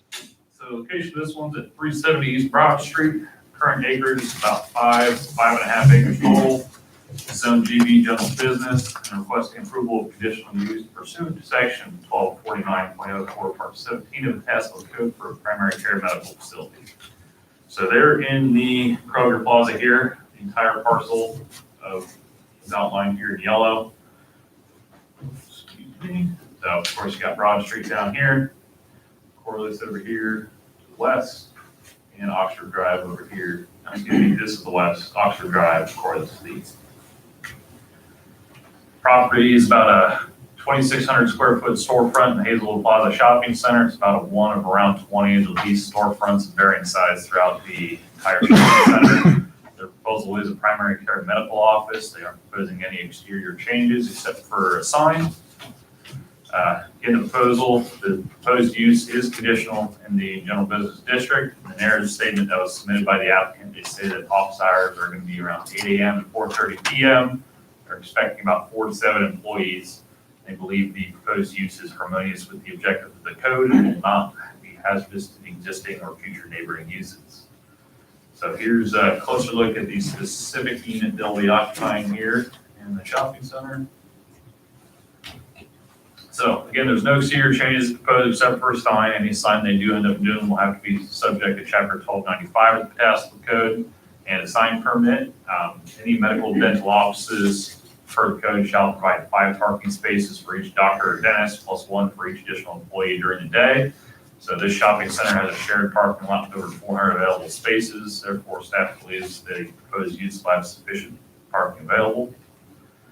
And again, pursuant to section 1215.09 of the Pataskala Code, a conditional use permit shall become null and void within 6 months of the date of approval if the approved conditional use is not carried out. An extension may be granted upon approval from the Board of Zoning Appeals. Staff does not have any other further concerns with the proposal. Did receive a comment from the utility department stating that their backflow prevention device for this property is out of date and it needs to be inspected and to file that report to the utility department. Did not receive any other comments from any other departments or agencies. The surrounding properties to the east is zone general business, which is a miscellaneous commercial. To the south is B1 business, which is actually Harrison Township. That's some other miscellaneous commercial developments. Also, we have R7 within the city of Pataskala, there's some single-family homes. The west is zone general business, that's the Kroger and some other miscellaneous commercial uses. The north is residential multifamily, which is currently condos. There are your findings of fact. Those are actually for the conditional use. They're printed there in your staff report. Should the board choose to approve the applicant's request, following conditions may be considered. One being the applicant shall obtain all necessary permits from the city of Pataskala within 6 months of the date of approval. 2, the applicant shall address all comments from the Pataskala Utility Department. If you have any questions, I'll be happy to answer them. This is the same storefront that we approved for the dentist, correct? That's correct. Thank you. And I know you said it, but the only exterior potential could be a sign, and they would have to pull a separate permit for that. That's correct. So that's nothing for us to worry about. Okay. Any other questions for staff? No. Comments? I do have 3 speaker request forms. Is any one of you, or which, one at a time, you would like to come on up? And when you get up here, if you could raise your right hand and look at Lisa, she'll swear you in. Do you swear or affirm the testimony you're about to give is the truth, the whole truth, and nothing but the truth, so help you God? I do. Thank you. And may I have your name and address for the record? Yes, Jason Coma, Coma Health System, 6150 East Broad Street, Columbus, 43213. Thank you. Mainly just want to take the opportunity to say thanks for the potential to have the conversation and looking forward to, should this get approved, to bring primary care into the city. I think we're excited about bringing the services here. Our team is prepared to have a couple of providers come in pretty quickly to serve the community as we do all around Central Ohio, but really to meet an unmet need. And happy to answer. I've got a couple of team members with me from both the construction side and the medical group side as well to answer any other questions you might have. But just really excited about the opportunity, and thank you for your time tonight to consider this. You're welcome. I think you're in luck in that we are just here to approve if you can use it for that purpose. We have no idea about the construction, so you're safe on any of those questions from us. Nor do I, sir. So thank you. Does any comments or questions for Mr. Coleman? I did not. Thank you so much. If you're going to have a seat. Does any of your associates want to speak? Okay. Thank you. I will put this here. Any other discussion before findings of fact? No. Then I have conditional use 21-001 findings of fact. Number 1 is in fact a conditional use as established under the provisions of Title III of the Planning and Zoning Code for the specific zoning district of the parcels listed on the application. And Jack, it's all there, right, in the application? Correct. So yes. 2, will be harmonious with and in accordance with the general objectives or with any specific objective of the city comprehensive plan and or this code. Yes. And it will. 2 is yes. 3, will be designed, constructed, operated, and maintained so as to be harmonious in appearance with the existing or intended character of the general vicinity, and that such use will not change the essential character of the same area. Yes. Yes, in fact, it would probably look pretty much exactly the same with just the sign being different. 4, will not be hazardous or disturbing to existing or future neighboring uses. Will not. So yes, it will not. It would be my answer. Right. Okay, 5, will be served adequately by essential public facilities and services such as highways, streets, police and fire protection, drainage structures, refuse disposal, water and sewer, and schools. or that the persons or agencies responsible for the establishment of the proposed shall be able to provide adequately any such service. And yes, it will have Yes. access and ability to all those services. 6, will not create excessive additional requirements at public cost for public use facilities and services and will not be detrimental to the economic welfare of the community. It will not, So the answer would It be will yes, actually- it will not create excessive. right, it will actually be A welcome addition. a welcome addition, yes. Yeah. 7, will not involve uses, activities, processes, materials, equipment, and conditions of operations that will be detrimental to any persons, property, or the general welfare, including but not limited to excessive production of traffic, noise, smoke, fumes, glare, odor, potential for explosion, and air or water pollution. I think we can safely say that, yes, it will not involve those types of activities. Correct. 7 will be yes. 8, will have vehicular approaches to the property, which shall be so designed as to not create an interference with traffic on surrounding public thoroughfares. And yes, it will. It's already actually in existence. Yes. Change there. 9, will not result in destruction, loss, or damage of a natural, scenic, or historic feature of a major importance. Correct. And yes, it will not. Just any change would be on the storefront. We basically have yes for all 9. And that being said, can I get a motion? I move to approve a conditional use pursuant to section 1215.08 of the Pataskala Code for application CU-21-001 with the following conditions: that the applicant shall obtain all necessary permits from the city of Pataskala within 6 months of the date of approval, and that the applicant shall address all comments from the Pataskala Utility Department. Thank you. We have a motion. Can we have a second? Second. Okay, a motion and a second. Any further discussion? No. Okay, hearing none. Roll, please. Ms. Lawyer, Yes. Ms. Rohrbach, Yes. Ms. Kennedy, Yes. Mr. Cook, Yes. Mr. Howe. Yes. Conditional use 21-001 has been accepted and approved. Thank you for coming out and your patience tonight. Good luck with the development of the new office. Thank you, buddy.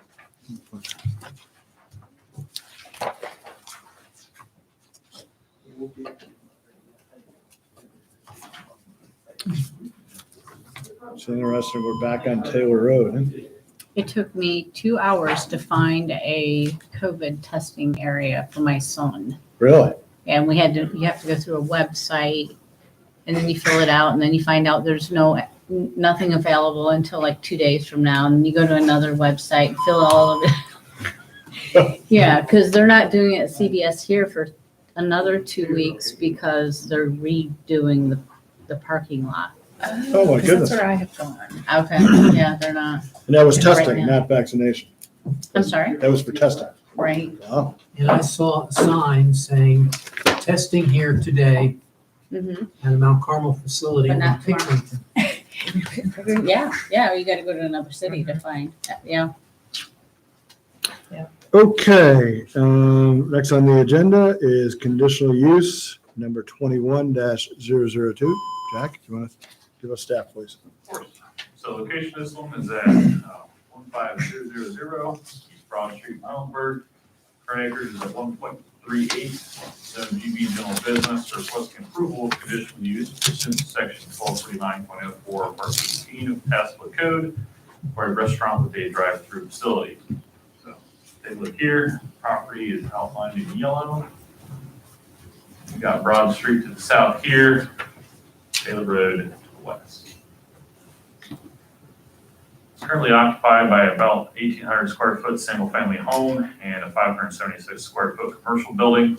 Again, it's a corner lot. You got Broad Street to the south, Taylor Road southwest to the west. There's access to the property via item frontage. There's a creek that runs along the north property line with some existing natural vegetation. Proposal is they're requesting approval to use the property as a restaurant with a drive-through. Any restaurant with drive-through is a conditional use in the general business district. They're going to be demolishing all the existing structures on the site and constructing a Dairy Queen with the associated site improvements. So here's the site plan that's been proposed by the applicant. Again, Broad Street to the south, Taylor Road to the west. They'll be opening all the structures and having an access point here, and constructing Dairy Queen in the middle. Structure is about 2,750 square feet. The drive-through is going to be a window on the east side of the building with the menu and speaker on the south side of the building facing Broad Street. So if you take a look here, you've got the drive-through window on the east side and your menu and speakers down here on the south side. Setbacks, so front on the south side is about 75 feet. What would technically be a front setback because it's just to the right of way, it would be the west, is about 110 feet. The east, you got 63 feet, to the north, 65 feet. There's going to be 33 parking spaces provided. 2 of those are going to be ADA accessible. There's a 10-foot drive-through aisle with stacking space for approximately 11 vehicles. There's 2 access drives proposed. The East Broad Street access is going to be a right in, right out. And the Taylor Road is going to be full access. Landscaping wise, proposed the southwest and east sides are going to be the L2 type landscaping. That's a 3-foot low shrub screen with 1 tree per every 30 feet. And the north perimeter is the L3 type, that being a 6-foot tall shrub screen with 1 tree per 30 feet. They're going to have some interior landscaping proposed along the drive-through aisle within the lot. Again, look here at the access points. You can see Broad Street right in, right out, full access to Taylor. You've got some L2 landscaping along the frontages here on the west side and the south side, and in between the adjacent commercial property on the east. On the north side, they have the proposed L3 landscaping between the Dairy Queen and the residential uses to the north. So in the narrative statement that was submitted by the applicant, they stated the proposed use would be harmonious with the neighboring uses along the Broad Street corridor and serve general objectives of the code. They also stated that the general business district along Broad Street in this area contains similar vehicular-oriented commercial, retail, and restaurant uses, and they believe the Dairy Queen is compatible. So here's a look at the current conditions of the property. This is on Broad Street, kind of looking to the northwest. So this drive here, the full garage, is part of the parcel, the existing home here, big tree in the front yard. And then this is looking directly north from Broad Street. You can see the house back here in the corner, the existing commercial building with some parking in the front of it. And this is from the intersection looking towards the northeast. Again, commercial building here, another access point off of Taylor in the rear.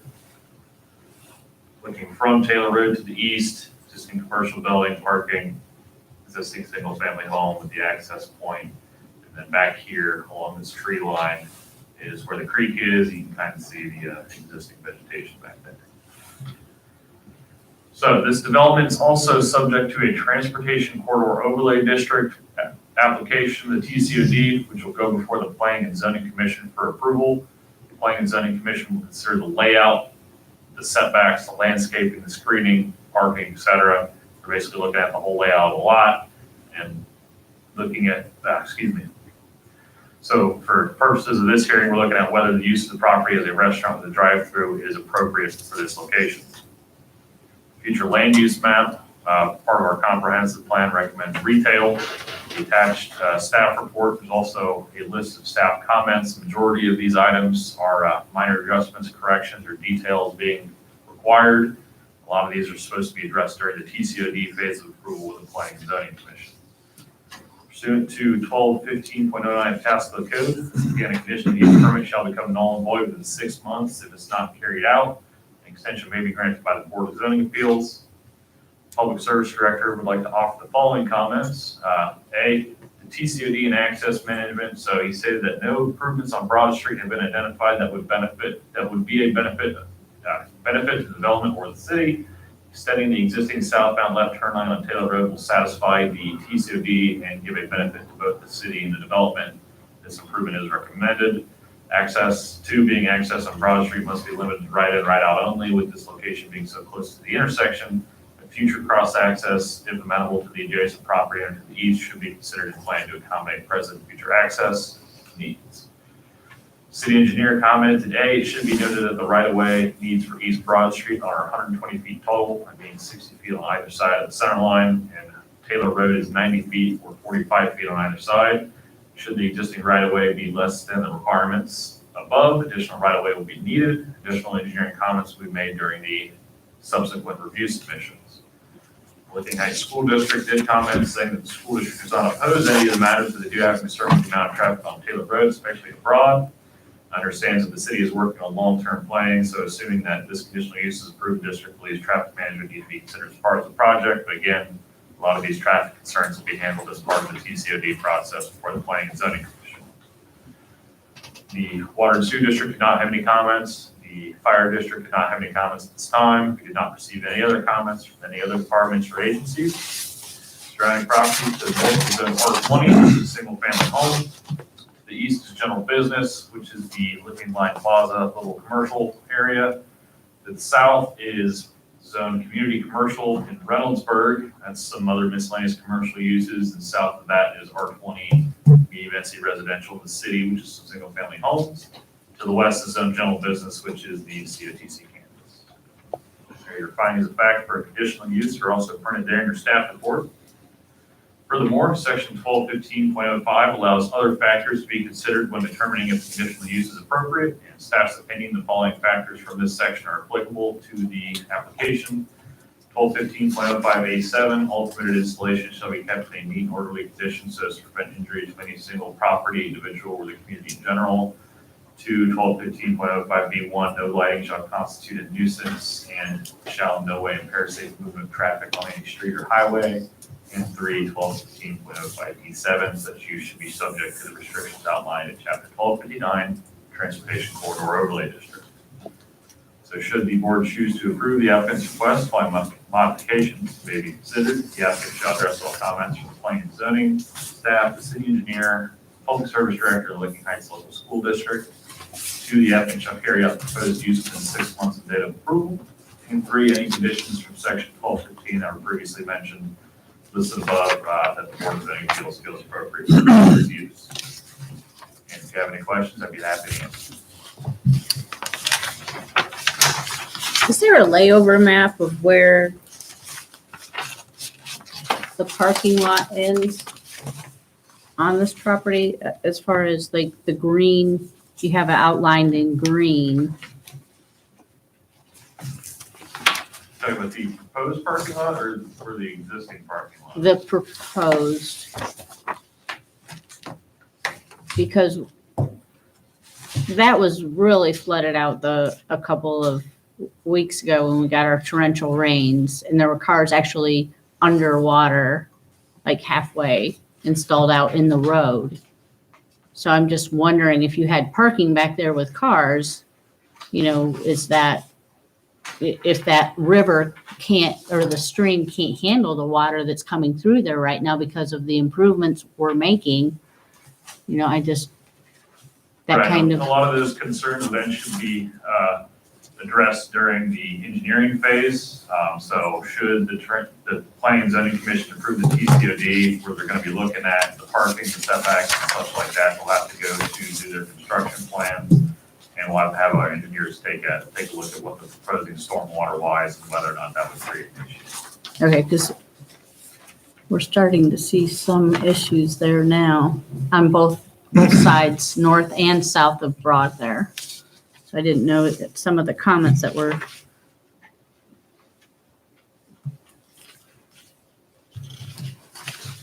Our role this evening is to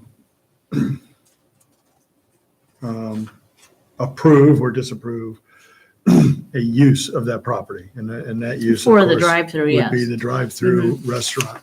So I look at these in your presentation. You said there's other factors that we might consider, and things like neat and orderly condition or lighting constituting a nuisance. That's really not what we're discussing tonight anyhow. Wouldn't that fall under their other permits that they would need to obtain? And the last one said such, Yeah, typically what we'll do with any conditional use application that has these additional provisions, we'll go through and see if any are applicable. So the neat and orderly condition, the lighting, they'll be covered with the TCOD, but this is kind of a fail-safe, so to speak. In addition to requiring it go to TCOD, which it does. So essentially a fail-safe, so to speak. And it's approved here and potentially approved through. because it is, I mean, if it's going to move forward, assuming that we approve it, they would have to get the TCOD anyhow. That's correct. And a lot of that should, I hope, be covered because there would be some concern on mine, and we just, because we know that intersection may not be the most safe, and then, you know, but that would be something they would consider, not for us to even consider at this time, I don't think. Yeah, the traffic and the water table. In the water, the traffic. Okay, I just want to make sure that we talked about it. Nope, I think it's a good point. Okay. Any other questions for staff? All right, I do have one speaker request, Mr. Todd Parker. I'd like to step on up to the podium, please. And if you could raise your right hand and Lisa will swear you in. Do you swear or affirm the testimony you're about to give is the truth, the whole truth, and nothing but the truth, so help you God? I do. Thank you. And would you state your name and address for the Todd record? Parker, P.O. Box 86, New Albany, Ohio, 43054. Thank you. I am the architect that has laid out this site plan for the applicants, or the potential owners, I should say. And this is our fourth Dairy Queen we've done together. So to address your concerns about stormwater management, our first step, if you give us approval tonight, is to get our surveyor out there next week, hopefully, shoot elevations and grades, and then start immediately working with our civil engineer to work through, the stormwater management and the site layout. This site plan is preliminary. We will be making adjustments, addressing any comments that we've received so far from staff, which we've already addressed a number of their preliminary comments. That we sent them a basic site plan back in January. So we trying to be proactive to make sure that this site really works for our owner and everybody else involved. So we're always respectful of the lighting components. The codes typically dictate those components as well. So we will make this site comply. We did approach the neighboring retail center about the cross-access easement, which they basically said an emphatic no. So that's why we're here with a right-in, right-out approach off Broad. That is the desired layout with the Taylor Road access and the Broad access. So, the building is actually just a little bit smaller. Corporate Dairy Queen's pushing us to do a different prototype on this lot. So the footprint will actually be, I think it's 2,600 square feet, which isn't a big difference, but it is a subtle difference that will happen going forward. And we do exceed the stacking requirements for the code and what Dairy Queen's requirements are, because we know that typically in the other stores we've done, 75% of the business is through the drive-through. The hours of the store will be 11 a.m. to 10 p.m. During the winters, they close earlier at 9. So it's not open late. And like staff mentioned, the drive-through speaker and those things that make noise face Broad Street, not the adjoining residential properties to the north. I don't really think I have anything else to add. Are there any questions? No. Not at this time, Mr. Parker, but thank you. And I did grow up in Pataskala, so this is the first time I've ever been here, so it's kind of fun. Well, welcome.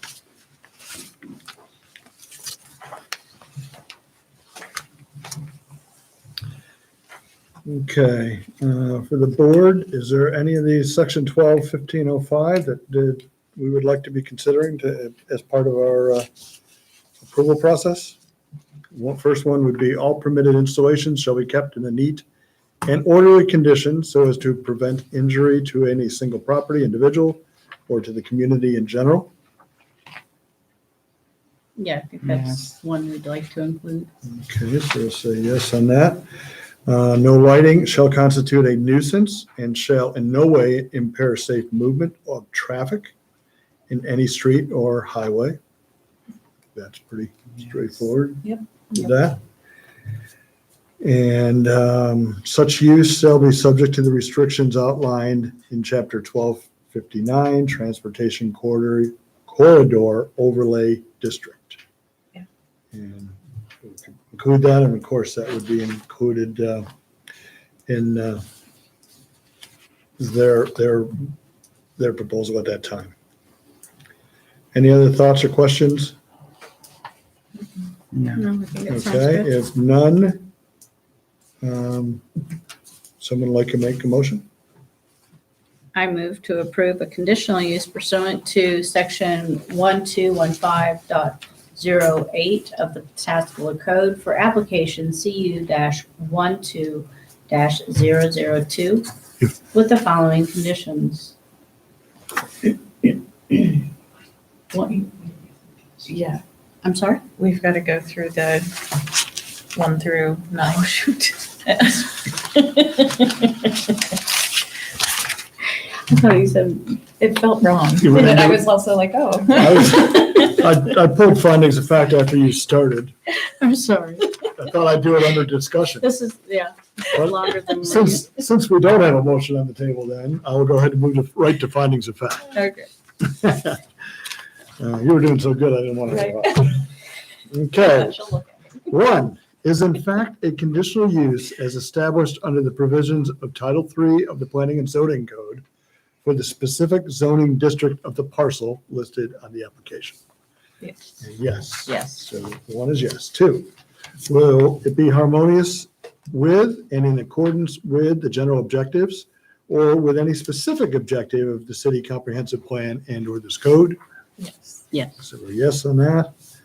Three, will be designed, constructed, operated, and maintained so as to be harmonious in appearance with the existing or intended character of the general vicinity, and that such use will not change the essential character of the same area.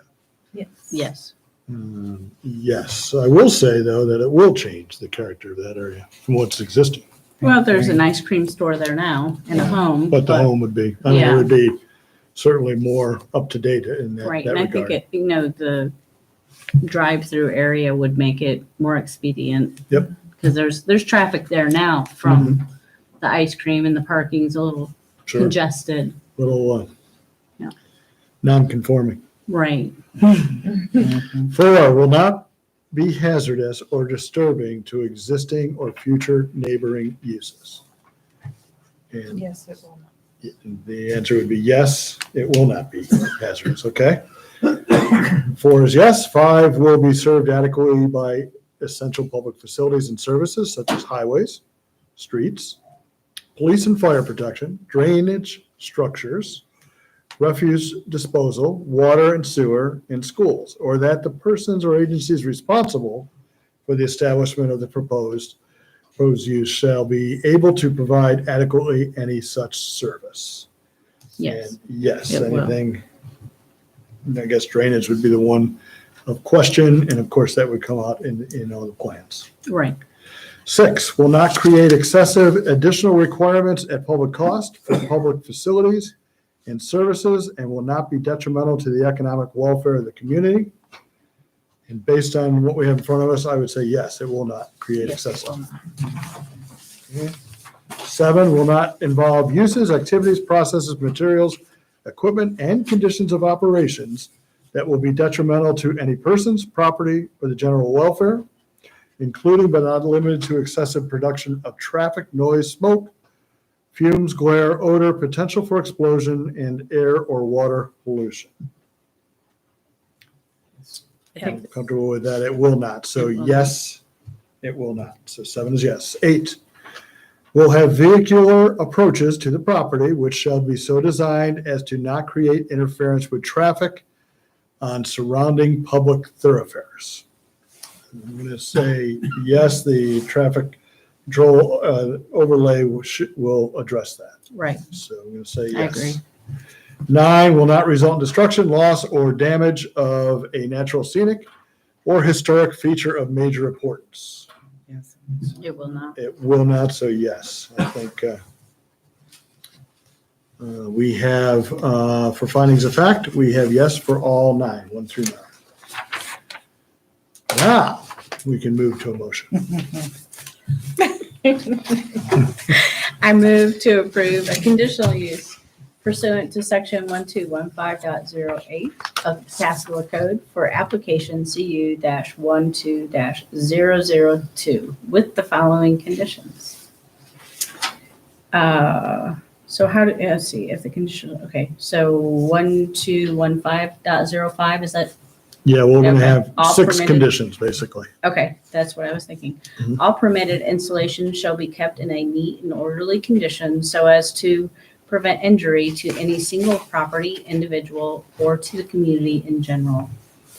1215.05 B1, no lighting shall constitute a nuisance or shall in no way impair safe movement on traffic on any street or highway. 1215.05 E7, such use should be subject to the restrictions outlined in Chapter 1259, Transportation Corridor Overlay District. The applicant shall address all comments from Planning and Zoning, City Engineer, and the Public Service Director, and the Licking Heights Local School District. The applicant shall carry out the proposed use within 6 months of the date of approval. And conditions from section 1215.05 listed above that the Board of Zoning Appeals feels appropriate for the proposed use. Right. We basically, you had already listed those, so we're I good. So we do have a motion on the table, and can I get a second? Second. We do have a motion. We do have a second. Thank you. Any discussion? Further discussion? No. Hearing none, can I get roll, please? Ms. Kennedy, Yes. Ms. Lawyer, Yes. Mr. Cook, Yes. Ms. Rodak, Yes. Mr. Howe. Yes. Thank you. Conditional use 21-002 has been approved. Wish you luck with the project. I know you got a lot of hurdles you got to go through now, but good luck and thanks for your patience this evening. Thank you. Okay. That being said, I am going to make a motion to approve variance, findings of fact for variance application 21-017 as discussed earlier. Can I get a second? Second. Got a motion and an approval. Any discussion? Hearing none. Lisa? Ms. Rodak, Yes. Mr. Howe, Yes? Ms. Kennedy, Yes. Ms. Lawyer, Yes. Mr. Cook. Yes. I make a motion to accept the findings of fact for variance application 21-018 as discussed earlier. May I get a second? Second. We got a motion and we have a second, and any discussion? Hearing none. Roll, please. Mr. Howe, Yes? Ms. Lawyer, Yes. Mr. Cook, Yes. Ms. Rodak, Yes. Ms. Kennedy. Yes. I make a motion to accept the findings of fact for variance application 21-019 as discussed previously earlier in the meeting. May I get a second? Second. A motion and a second. Any discussion? Hearing none. Can I get roll, please? Ms. Lawyer, Yes. Ms. Rodak, Yes. Ms. Kennedy, Yes. Mr. Cook, Yes. Mr. Howe. Yes. Okay. Make a motion to approve the findings of fact for conditional use 21-001 as discussed earlier in the meeting. Got a motion? May I have a second? Second. Motion and a second. Any discussion? Hearing none. Roll, please. Mr. Cook, Yes. Ms. Rodak, Yes. Mr. Howe, Yes. Ms. Kennedy, Yes. Ms. Lawyer. Yes. Thank you. And one last finding of fact, I make a motion to approve the findings of fact for conditional use 21-002 with the additional supplementary conditions that we added and as discussed just recently. I have a motion on the table. May I have a second? Second? A motion and a second. Any discussion? Hearing none? Roll, please. Ms. Kennedy, Yes. Ms. Rotoback, Yes. Mr. Cook, Yes. Ms. Lawyer, Yes. Mr. Howe. Yes. I'm just writing down because we had additional conditions on this, but that's accepted. Thank you. I'd like to make a motion to to accept an excuse of absence for the last meeting for TJ Rodenbeck. And may I get a second? Second. Motion and a second. Any discussion? Hearing none. Roll, please. Ms. Lawyer, Yes. Ms. Rotoback, Abstain? Ms. Kennedy, Yes. Mr. Cook, Yes. Mr. Howe. Yes. Thank you. And I'd like to make a motion to accept the excuse of absence for Jenna Kennedy from our April 13th meeting. Motion on the table. May I have a second? Second. Motion and a second. Any discussion? Okay, roll, please. Ms. Rotoback, Yes. Mr. Howe, Yes. Ms. Kennedy, Abstain? Ms. Lawyer, Yes. Mr. Cook. Yes. Thank you. Moving forward on the agenda to approval of the minutes. I'd like to, they were distributed with your packet and of course on the dais tonight. I'd like to make a motion to approve them as written for the April 13th, 2021 meeting. Motion on the table. Can I get a second? Second. Motion and a second. Any discussion, additions, deletions? Hearing none. Roll, please. Ms. Kennedy, Yes. Ms. Rotoback, Abstain? Mr. Howe, Yes. Mr. Cook, Yes. Ms. Lawyer. Yes. Thank you. Motions have been approved. On the agenda, I see no additional other business, but open it to the floor. Is there any other business that anyone would like to bring to the board? No. No. Hearing none. Can we get a motion to adjourn the meeting? Move to Second? adjourn. Got a motion and a second. Any discussion? No. All right. Roll, please. Mr. Howe, Yes. Ms. Kennedy, Yes. Ms. Rotoback, Yes. Ms. Lawyer, Yes. Mr. Cook. Yes. Thank you. Meeting is adjourned. See you next month till June.